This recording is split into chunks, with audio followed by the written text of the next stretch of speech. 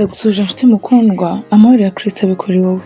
Dukomeje kwiga igitabo ubutumwa ku basore, tugeze ku cyigisho cy'113 kubakira imico mu muryango. Satani ashukisha abana kutisanzura ku babyeyi babo, ahubwo bagatoranya urungano rwabo na bagenzi babo badafite ubunararibonye, maze akaba ari bo babera abanyamabanga kandi badashobora kubafasha. Nyamara bene abo bana bazabagira inama mbi. Abana barindwi bibi byinshi baramutse bamenyeranye kandi bakisanzura ku babyeyi babo. Ababyeyi bakwiriye kubaka mu bana babo imico wo kubisanzuraho no kubabwiza ukuri. Bakajya babasanga babatuye ibibazo byabo, kandi igihe bahagaritse umutima bibaza ikidatunganye bakora, bakaba biteguye gutura ababyeyi babo icyo kibazo uko bakibona, kandi bakabagisha inama. Mbese ninde wundi waba afite ubushobozi bwo kubona no kugaragaza akaga kabugarije nk'ababyeyi bubaha Imana? Mbese ninde ushobora gusobanukirwa n'imico n'amarangamutima yihariye y'abo bana nk'abo babyeyi? Umubyeyi w'umugore wagiye yitegereza uko intekerezo z'umwana zagiye zihindagurika kuva mu bwana bwe, kandi akaba amenyereye ibiranga kamere y'uwo mwana, uwo ni we uba uteguriwe neza kugira inama abana be. Mbese ninde wabasha kuvuga bimwe mu bigize imico y'uwo mwana bikwiriye kurwanywa n'ibikwiriye gukumirwa nka nyina w'umwana bifashijwe na se? Kunezeza ababyeyi.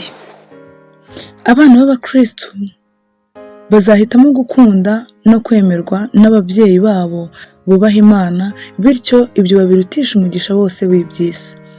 Bene abo bana bazakunda ababyeyi babo kandi babubahe. Uko banezeza ababyeyi babo bikwiriye kuba kimwe mu byigwa by'ingenzi biga mu buzima bwabo.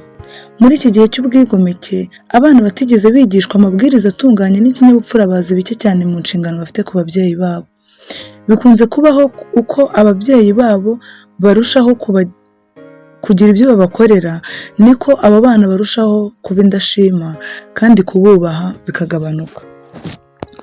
Abana bagiye barerwa abajeyi bakajya bahabwa icyo bashaka cyose kandi bagakorerwa icyo bifuza cyose, usanga iteka biteze kugenzerezwa batyo. Bityo iyo batabonye ibyo bari biteze bariheba kandi bagacika intege. Bene iyo myitwarire izagaragarira mu buzima bwabo bwose. Bazaba impezamajyo, bajye bahora bishingikirije ku bandi ngo babafashe. Bitege ko barabatonesha kandi baraberekera, kandi iyo hagize ubavuguruza ndetse n'igihe bamaze kuba abagabo n'abagore, bibwira ko basuzuguwe. Bityo rero bazaremereza inzira banyuramo mu isi, maze kwikorera imitwaro wabo bibagore cyane, kuko akenshi bazaba bitotomba kandi barakaye bitewe n'uko bazasanga nta kintu na kimwe kibakwiriye. Abana bakwiriye kumva ko hari icyo bagomba ababyeyi babo babitayeho kuva ari impinja kandi bakabakuyakuya igihe bari barwaye. Bakwiriye kumva ko ababyeyi babo babahaye ndetse bagahura n'ibibahagarikira umutima cyane kubera bo. By'umwihariko bakwiriye kuzirikana ko ababyeyi babo bubaha Imana, bumva bashishikariye cyane ko abana babo bagendera mu nzira itunganye. Mbega uburyo imitima yabo yaremererwaga ubwo babonaga amakosa ku bana babo. Iyo aba bana bababaje ababyeyi babo babonaga ingaruka z'imigirire yabo, bakwisubiraho byanze bikunze. Iyo aba babonaga amarira y'ababyeyi babo kandi bakumva amasengesho babasabira ku Mana, iyo aba bumva gusuhuza imitima kwabo, imitima yabo yakorwaho, bityo bakihutira kwatura ibyaha byabo kandi bagasaba kubabarirwa. Imbaraga zo guhangana n'urugamba. Turiho mu bihe bibi cyane by'amakuba ku bana. Umuraba ukaze urararika benshi ubajyana mu irimbukiro, kandi hakenewe ikirenze kure imbaraga n'ubunararibonye mu byo mu bwana kugira ngo bahangane n'uwo muraba, bityo be guteraganwa nawo. Muri rusange, urubyiruko n'abasore basa n'ababaye imbohe za Satani, kandi Satani n'abadayimoni bo barerekeza mu irimbukiro. Satani n'ingabo ze bari ku rugamba rwo kurwanya ubutegetsi bw'Imana, kandi abantu bose bashaka kwegurira Imana imitima yabo no kumvira ibyo ibasaba, Satani azagerageza kubabuza amahoro no kubanesha yifashishije ibishuko bye kugira ngo bacike intege kandi bazibukire urugamba. Kubwo gusenga bamaramaje ndetse no kwizera kuzima, intsinzi zikomeye zizagerwaho. Ababyeyi bamwe ntibarasobanukirwa n'inshingano bafite, kandi birengagije kwigisha abana babo iby'iyobokamana. Mu gitondo, ibyo umukristo atekereza bwa mbere byakagombye kwerekeza ku Mana. Imirimo y'iby'isi n'inyungu z'umuntu ku giti cye byagombye kuza ku mwanya wa kabiri. Abana bakwiriye kwigishwa kubaha isaha yo gusenga. Mbere yo kuva mu nzu ngo bajye mu mirimo, ab'umuryango bose bakwiriye guhurizwa hamwe, maze se w'abana cyangwa nyina mu gihe se adahari agasaba Imana ayingingira kubarinda muri uwo munsi. Kutihanganira kugira ibyo ubuzwa. Abana bubahiriza isabato bashobora kutihanganira kugira ibyo babuzwa, maze bagatekereza ko ababyeyi babo bakabya badakebakeba.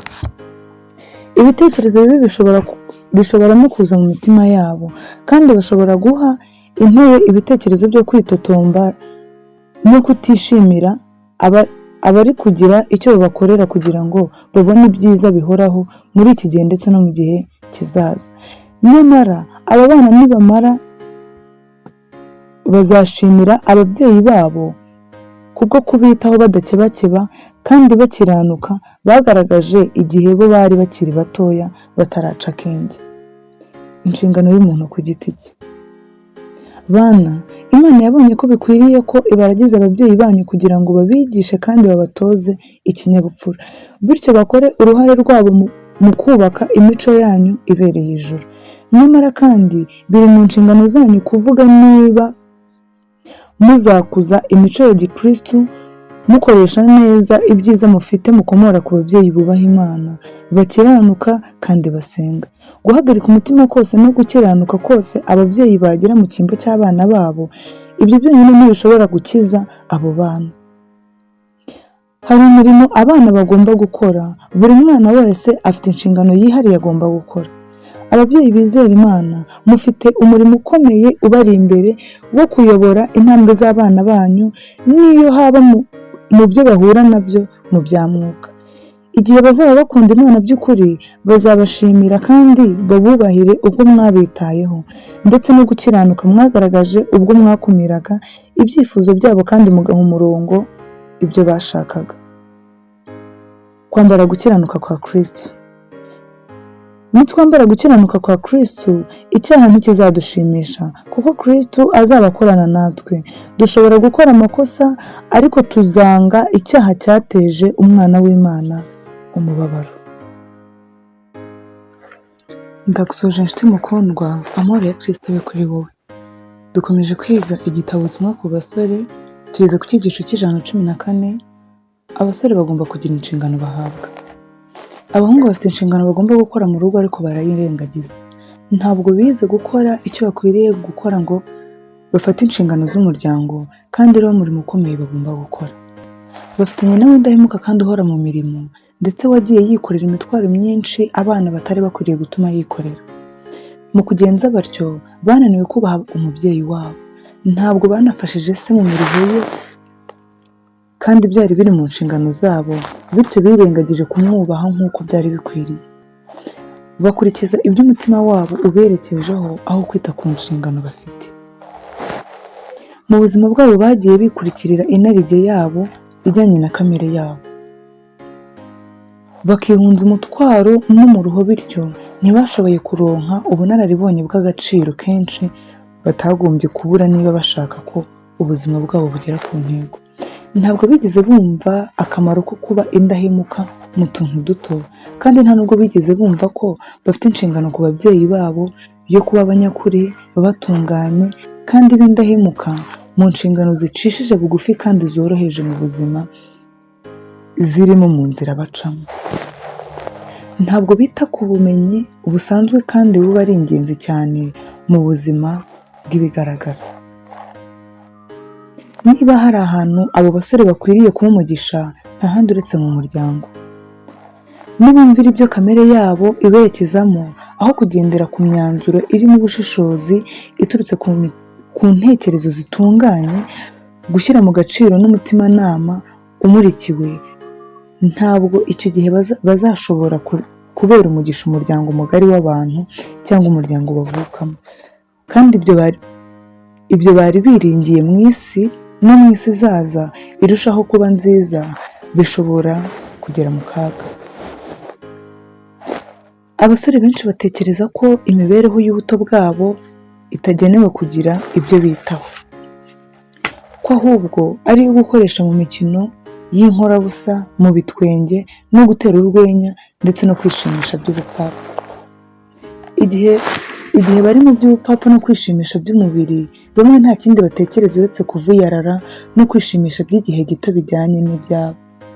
Uko bifuza kwishimisha, uko bakunda kubana n'urungano no gukina n'ibitwenge, byongerwa no kuvuyarara, bityo ntibabe bakiyumvamo cyangwa kwiringirwa kuryoherwa n'ubuzima bwo kwirinda, kandi nanone bakabona ko inshingano zo mu miryango zitakiri izo kwitabwaho.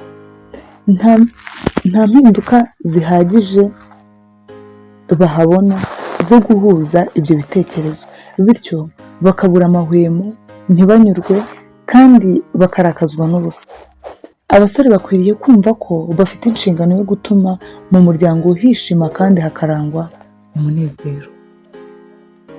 Guhindura imirimo y'amaboko yananije imbaraga z'umubiri cyane byaba ngombwa mu gihe runaka kugira ngo bongere kujya mu mirimo kandi bakoresha imbaraga ziruseho, bityo bagere ku musaruro ukomeye. Ariko turebye imbaraga z'umubiri, tubona ko ikiruhuko gusa kidakwiriye kuba ngombwa cyangwa ngo babe bagira umusaruro bagikuramo. Ntabwo baba bananijwe n'ubwonko bumwe n'ubw'umunaniro. Abasore ntibakeneye gupfusha ubusa igihe cy'agaciro bafite. Igihe bananiwe bashobora gushaka uko bagira akarimo katananiza abakora, ariko kazabera umugisha umubyeyi wabo ndetse na bashiki babo. Mu koroshya ibibahagarika umutima babinyujije mu kwikorera imitwaro ibaremereye bagomba kwikorera, bashobora gutahura ko kwishimisha bivuye ku ihame ry'ukuri bizabazanira umunezero nyakuri, bityo ntibazakoresha igihe cyabo mu bintu by'agaciro gake kandi mu gushimisha inarijye.